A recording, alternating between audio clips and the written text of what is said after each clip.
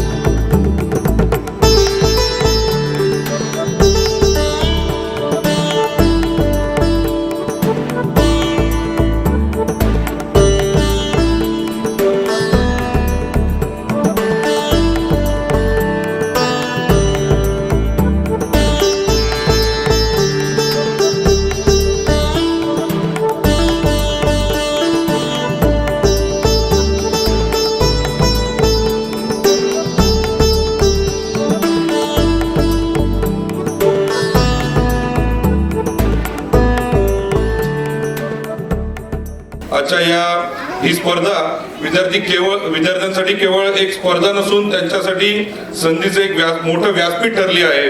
स्पर्धेची सुरुवात 2024च्या ऑगस्ट महिन्यात झाली।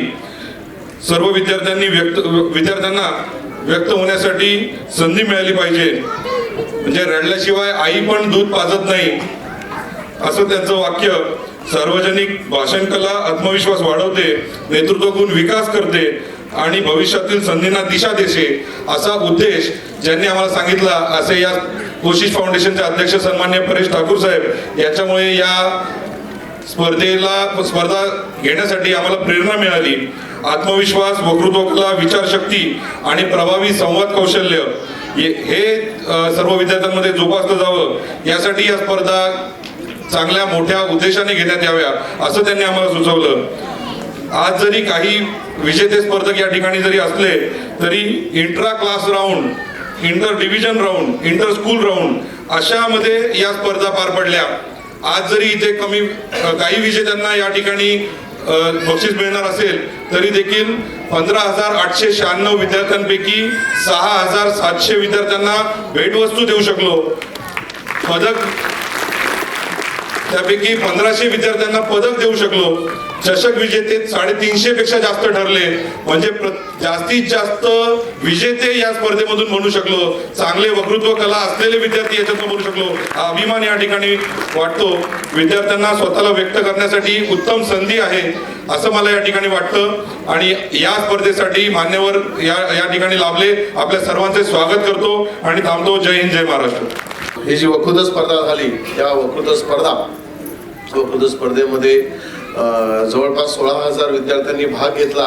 ही संख्या, या संख्येच्या मागचा मुळामध्येच उद्देश हा होता कोशिश फाउंडेशन ही स्थापन करतानाच मग आम्ही त्यामध्ये उद्देश हा ठरवलेला होता की आपल्याला आपला जो युवा वर्ग आहे, युवा वर्गाचा व्यक्तिमत्वाचा विकास हा व्हावा आणि त्याचबरोबर त्यांनी चांगल्या प्रकारे त्याला भावना व्यक्त करण्यासाठीच एक चांगलं त्याला माध्यम हे प्राप्त करता यावं ह्या दृष्टीने प्रयत्न व्हावेत आणि ह्याद्वारेच मग आपला युथ एम्पॉवरमेंट, आपला जो युवा वर्ग आहे त्याला सक्षम करावं आणि पुढील भारताचा एक चांगला सक्षम असा जबाबदार असा नागरिक घडवावा या दृष्टीनेच कोशिश फाउंडेशनची आपण सुरुवात केली। नंतरच्या टप्प्यामध्ये मग आपल्याला अनेक ठिकाणी पनवेल महानगरपालिकेच्या माध्यमातून आणि त्यांच्या सहकार्यामुळे आपल्याला अनेक ठिकाणी आपल्याला वृक्षारोपण सुद्धा करता आलं। त्याचबरोबर आपल्याला या कोशिश फाउंडेशनच्या माध्यमातून पनवेल महानगरपालिकेच्या सहभागातून आपल्याला मग वडाळा तलाव या इथे सूर पनवेलचा असा एक सुंदरसा आपल्याला कार्यक्रम सुद्धा आपल्याला त्या इथे करता आला, जो 6 महिने त्या इथे चालू राहिला आणि खरोखरच या माध्यमातून पनवेलकरांपर्यंत पोहोचताना आणि इथे पनवेलकरांना या इथे विविध माध्यमातून आनंद देताना त्याचबरोबर येथील आपला जो युवा वर्ग आहे त्याला सक्षम करण्यासाठी सुद्धा इथे प्रयत्न करताना खरोखरच आनंद वाटत आलेला आहे।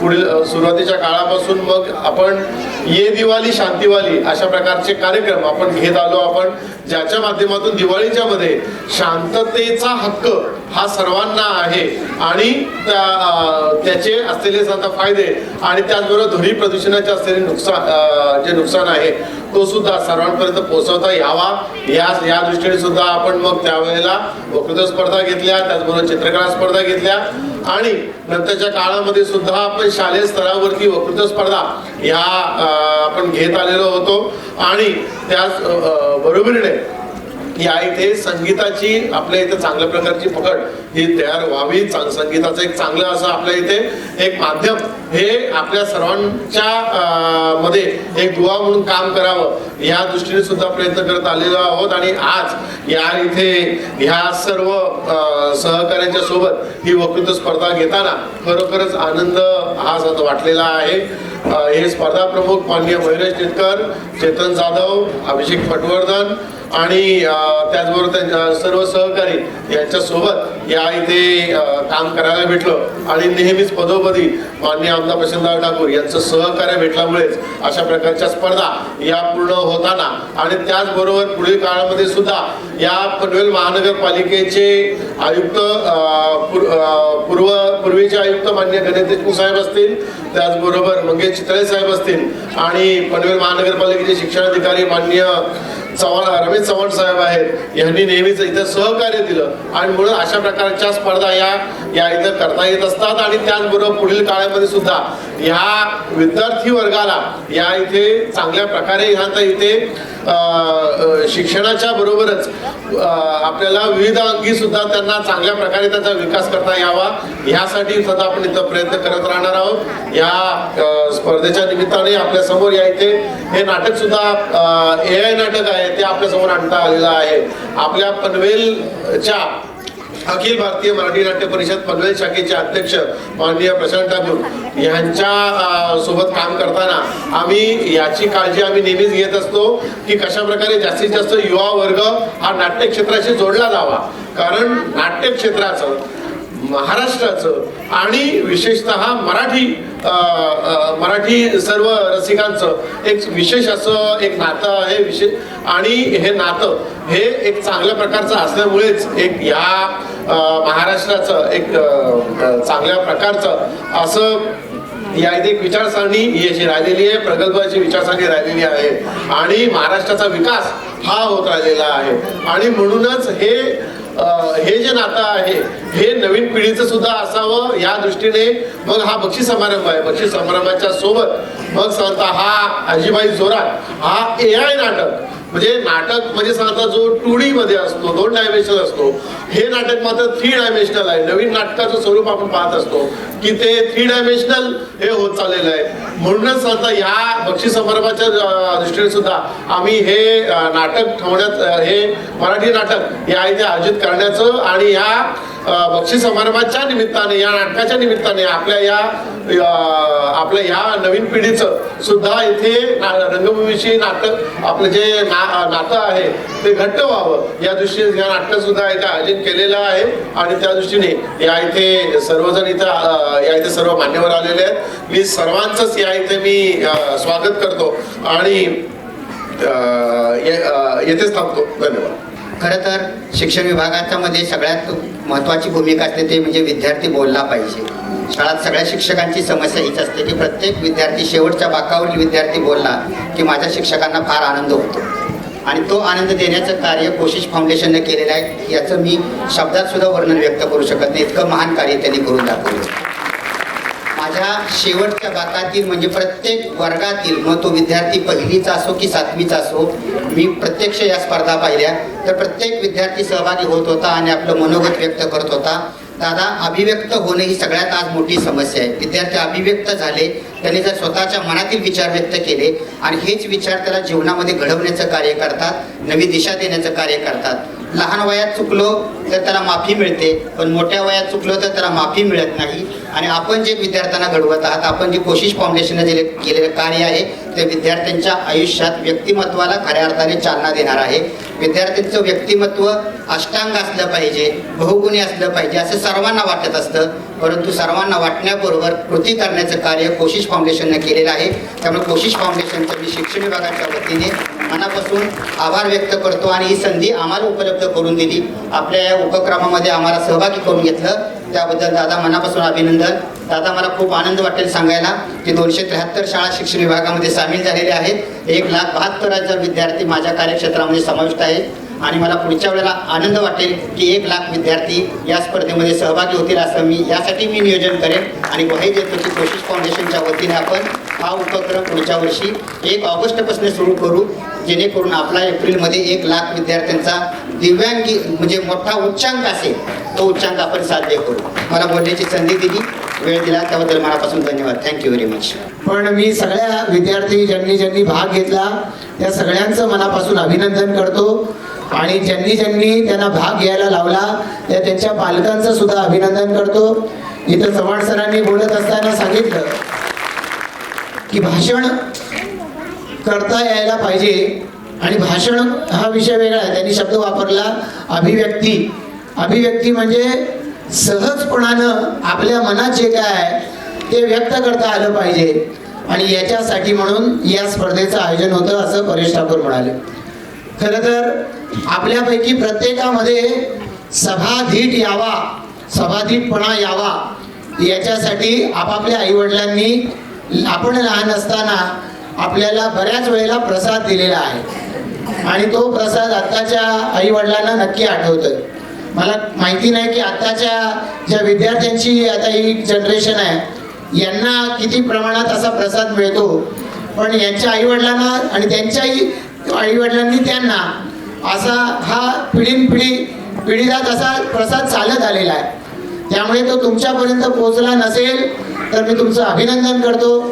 पण त्याचबरोबरीनं तुम्हाला आज इथं यायची संधी मिळाली त्या अर्थी तुम्ही अतिशय चांगल्या पद्धतीनं परफॉर्म केलंय म्हणूनच तुम्हाला इथे यायची संधी मिळाली आहे. आमच्या मयुरेश नेतकर यांनी सांगितलं की हजारांच्या घरामध्ये आम्हाला बक्षिसं द्यायचे पण मर्यादा आहे. आधीचा कार्यक्रम लांबला आणि पुढचं आपला कार्यक्रम झाल्यानंतर नाटक, त्याच्यानंतर आणखीन एक नाटक, असा भरगच्च या नाट्यगृहाचा कार्यक्रम आहे. त्यामुळे वेळेला मर्यादा आहे आणि त्यामुळे कार्यक्रम इथे घेताना छोटासा घ्यावा लागला. पण चव्हाण सर म्हणाल्याप्रमाणे हा कार्यक्रम दरवर्षी घ्यायचा आहे आणि त्या दृष्टिकोनातून पनवेल महापालिका आहे, कोशिश फाउंडेशन आहे, या आपल्या सगळ्या शाळा ज्या शाळा सहभागी झाल्या, या एकूण 16 शाळा सहभागी झाल्या, 15,896 स्पर्धकांनी भाग घेतला. मी या सगळ्यांचंच मनापासून आभार व्यक्त करतो. शिवजयंतीपासून म्हणजे तारखेनुसार 19 फेब्रुवारी आपण स्पर्धा गोष्टींची असा एक कार्यक्रम घेतोय, त्याच्यात गोष्ट सांगण्याची स्पर्धा आता ऑनलाईन घेणार आहोत आणि पावसाळ्यामध्ये परत एकदा गुरुपौर्णिमेच्या निमित्तानं घेऊ, तेव्हा ती फिजिकली म्हणजे प्रत्यक्ष घेऊ आपण स्पर्धा. तर त्याच्यामध्ये सुद्धा आपण सगळ्यांनी भाग घ्यावा. सगळ्या भाषांमध्ये म्हणजे प्रमुख सगळ्या भाषांमध्ये ही स्पर्धा गोष्टींची घ्यायची आहे की ज्याच्यातून मुलांचं मुलींचं व्यक्तिमत्व हे पूर्णपणानं तयार व्हावं आणि ज्या पनवेल आणि परिसरामध्ये आपण राहतो या परिसराला प्रचंड भवितव्य आहे. म्हणजे विमानतळ आपल्या परिसरात येतोय, आता एप्रिल मे महिन्यामध्ये उद्घाटन होईल. जुलै ऑगस्ट सप्टेंबरमध्ये आंतरराष्ट्रीय उड्डाणं इथून भरली जातील. त्यावेळेला जगभरातली विमानं इथं उडतील आणि इथली विमानं जगभरामध्ये उडतील, तेव्हा आमच्या मुलांना मात्र पंख नसतील, हे कसं चालेल? आणि म्हणून कोशिश फाउंडेशननी हे जे आयोजन या ठिकाणी घेतलं त्याबद्दल परेश ठाकूर आणि त्यांनी मगाशी सांगितलेल्या त्यांच्या सर्व सहकाऱ्यांचं मी मनापासून आभार व्यक्त करतो. तुम्हा सर्वांना, सर्व आलेल्या सर्व आमच्या या ज्युनियर चॅम्पियन्सना मी त्यांच्या उज्ज्वल भवितव्यासाठी मनापासून शुभेच्छा देऊन थांबतो. या स्पर्धेला म्हणजे माझं आयोजनात सहकार्य होतं असं परेश ठाकूर म्हणाले, ते असावं कदाचित, पण माझं नाव त्याच्यात दिलं त्याबद्दल मी त्यांचं आणि कोशिश फाउंडेशनचं मनापासून आभार व्यक्त करून थांबतो. जय हिंद, जय महाराष्ट्र.